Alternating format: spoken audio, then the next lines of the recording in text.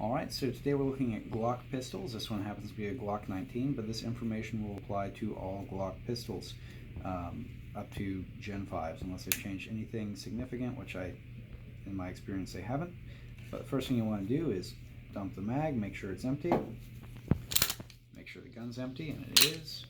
Point the gun in a safe direction, pull the trigger, which you do have to do to disassemble a Glock. Next, we're going to wrap our hand around the Glock with our fingers on top, thumb underneath. Pull back slightly, and all you're doing there is squeezing your hand. Now you want to engage both of these takedown tabs on either side of the gun. Pull them down, push the slide forward, comes off like that. Remove your recoil spring guide rod assembly, and remove the barrel.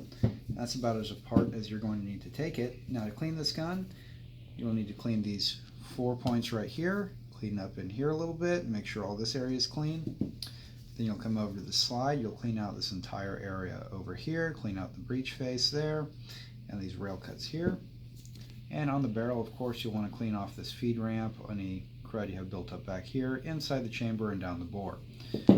To reassemble the gun, you'll take your slide upside down, barrel upside down with the lugs up, reinsert it, and then you'll take your recoil spring and guide rod assembly. Polymer end goes forward. The thin end of this goes back toward the breech, and you'll just have to push it forward and down there. Take your frame and your slide, and you'll line up the cuts on the slide with the rails on the frame, and simply pull it back, and it slides back on.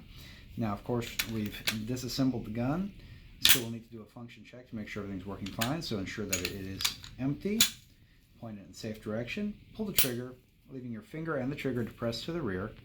Pull back on the slide to cycle the action, let it go forward, and then slowly let your finger off the trigger, listening for an audible click. There you have it.